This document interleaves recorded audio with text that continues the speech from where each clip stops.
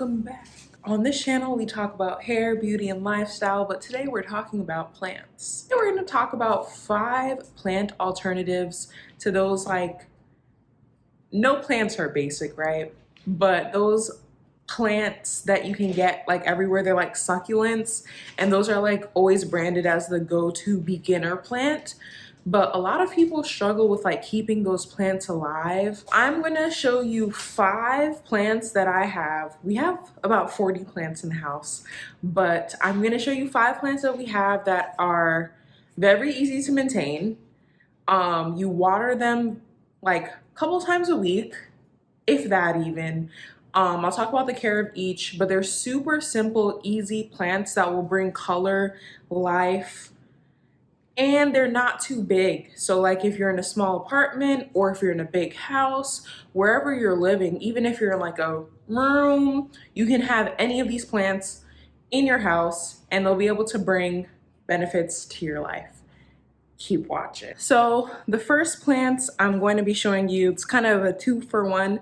It's Lucky Bamboo and Spiral Bamboo. These are the plants. This is Lucky Bamboo. This is Spiral Bamboo. And yes, you are looking at this correctly. They are alive and well in water. There is no soil. They live in water. They grow in water. They flourish in water. They do not require any soil. You never have to water these, and they look beautiful. You can leave it on your desk, bring a breath of fresh air into your house. They look gorgeous. I'm gonna read off the benefits for you now. Starting with Lucky Bamboo. Bamboo helps to keep the environment clean as a natural air purifier. The plant is known to bring good luck and good fortune to the household. Bamboo plants can be easily grown in directions where there are low light and indirect sunlight. The stems of this plant can give an appealing look to the decor of any style of a home, and Lucky Bamboo plant is believed to create positive energy and safety for homeowners. So the meaning of Lucky Bamboo per feng shui is: the bamboo plants are believed to bring peaceful energy to your home. It represents flexibility and freedom, and therefore people prefer to keep it in the office environment as well. The bamboo plant arrangement also represents the 5 elements of the earth, the foundation of a harmonious universe. So the benefits of spiral bamboo don't really differ from Lucky Bamboo. Something I just learned was that the stalks of Lucky Bamboo are manipulated into spiral shapes. So this is literally Lucky Bamboo that was just manipulated into these spiral shapes here that we have. So we've had these for quite some time.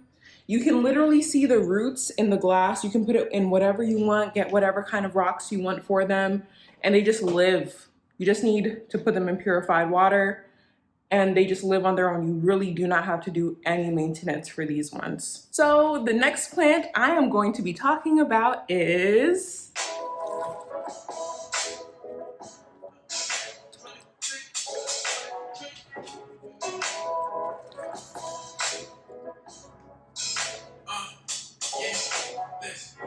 money trees.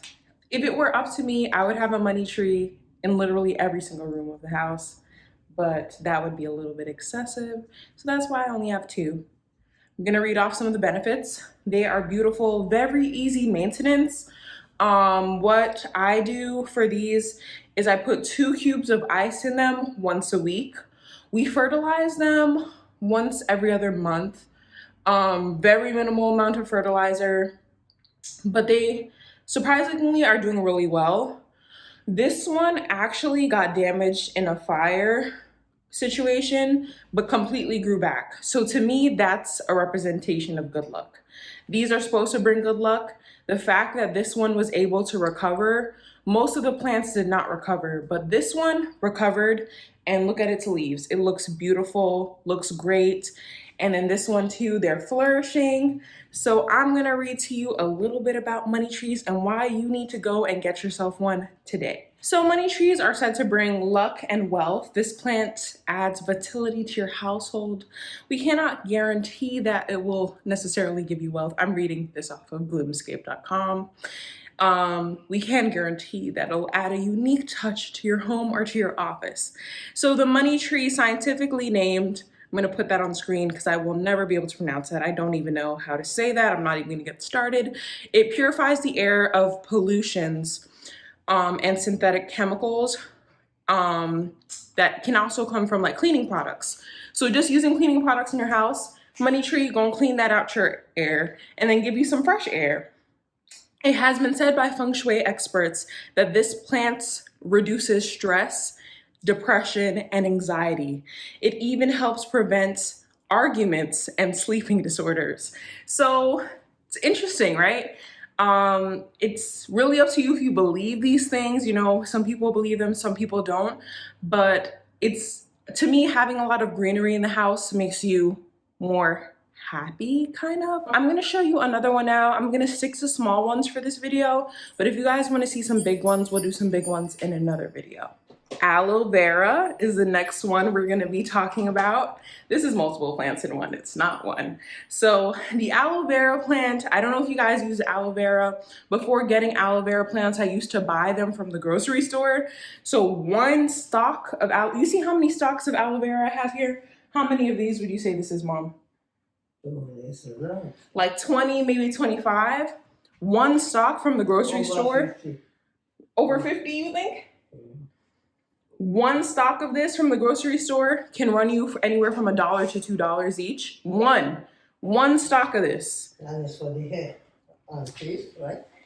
Yes. So if you have natural hair, if you have permed hair, whatever kind of hair you have, you can use aloe vera for your hair. You can also use it for your face. I'll probably do a video one time actually trying my own aloe vera that I'm growing on my face and my hair. Has a lot of great properties in there. I'm gonna read off the actual benefits, not just gonna ramble on. I'll read off to you why aloe vera is so great to grow. And just to note, like I said, these are alternatives to succulents, but an aloe vera plant is technically a succulent. So before someone comments that below, like, hey, actually you're lying because an aloe vera plant is a succulent. I know, it is a succulent, but it does not look like those, Oscar, it does not look like those succulents that I was talking about, so.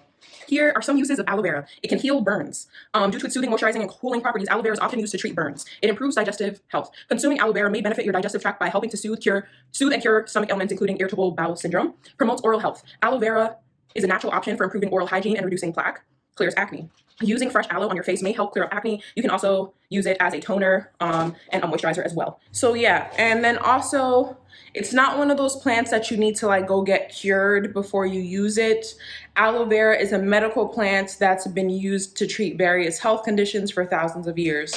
It is safe to use aloe vera directly from the plant, or you can buy it in gel form. So if you got it at home, why are you buying it in gel form? So save your coins and spend it on something else. If you already got it at home, why go buy it? So aloe vera is a must. I think you should have at least one aloe vera plant at home. So the next plant we're gonna be talking about is the snake plant. So I'm gonna read off the benefits in a second, but we keep the snake plants in the bathrooms because they do not need any sunlight. The directions will tell you that they need like low to medium sunlight, but after doing some research, they really do not need sunlight. So if you have snake plants and they have already been in sunlight for a while, I would not take them out of the sunlight and now go put them in the shade. Since we've had these, they've been in the shade, and look at them. It's pretty tall. How tall would you say this is? Like 2 feet? Yeah. It's pretty tall, and I did say this was not going to be a big plant addition, so this is not like the biggest plant in the house, but we have 2 of these. We have another one in another bathroom upstairs. So snake plants remove toxic pollutants from the air. That's why we got them in the bathroom, because some people, when they go in there, everyone gotta know. So through small contributions, snake plants can absorb cancer-causing pollutions, including CO2, benzene, formaldehyde, I can't pronounce the rest of these, with the ability to absorb and remove harmful toxins. Snake plants can act as an effective defense against airborne allergies as well. So the bathroom seems like the best place to put them. So that's where we have them. We have 2 of those. Super easy maintenance on those. Literally, I think we water them once every other week or once a week.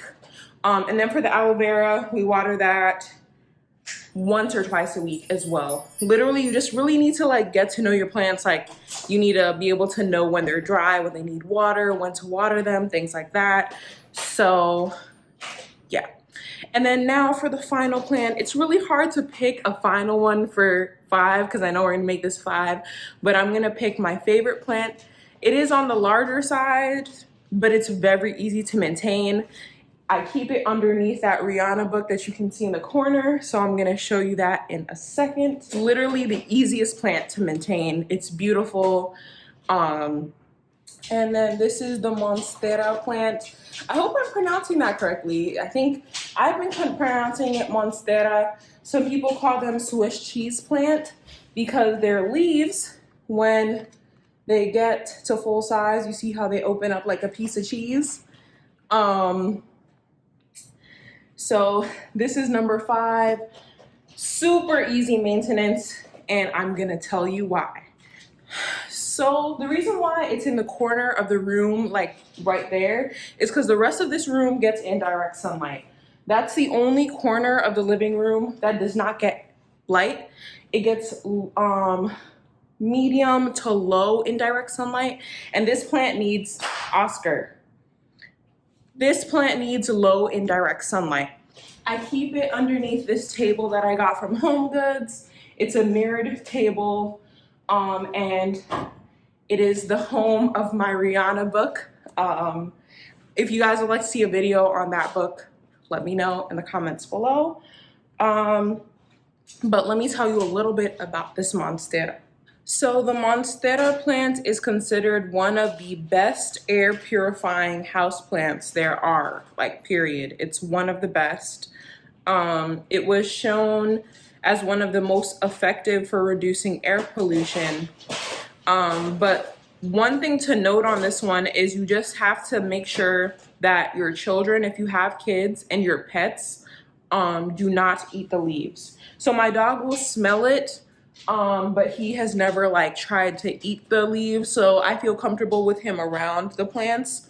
He's just yeah. So my other dog, Sriracha, he cannot be trusted around these toxic plants. So this plant, as well as the peace lily, those are extremely toxic for dogs. So if you know your dog will try to eat it, do not put it around them. If you know your kid will try to eat them, do not put them around them. These plants are extremely toxic. If you ingest them, it's not good. You're gonna have to go to the hospitals to get your stomach pumped. So, unlike aloe, right? Aloe people ingest all the time. It's good for you. It has good purposes. I've never ingested it. I don't plan on ever ingesting it, but aloe is safe to ingest, right? You see my dog over there in the corner? He is one that will sniff at plants, maybe destroy them even, but he won't eat them. So a little bit more about Monsteras. The fruit of a Monstera plant is full of vitamin C, protein, some vitamin B, calcium, phosphorus. So maybe that's why people keep trying to eat it, because of all these vitamins in it. But it's good to keep at home and for office decor as well, due to its purifying nature. So let me know down below, do you think these plants look better than regular succulents that you can get from the grocery store? I think they're great alternatives. I know a lot of people struggle with keeping plants alive, but the money tree, especially if you don't overwater it, it will definitely stay alive. Aloe vera, it doesn't even like water like that. Like, you need to give aloe vera water maybe once every 2 weeks. It'll do fine. The snake plant doesn't need much watering. Monstera plant, I water it once a week. Leave it in low indirect sunlight, does fine. And the bamboo, you don't water it. Just keep it in purified water. Water levels get low, add more purified water to it, you're all set. So these are my alternatives. If you would like to see some other plant videos, let me know. And as always, thank you for watching, and I'll catch you in my next one. Bye. Ciao. Ciao. Ciao.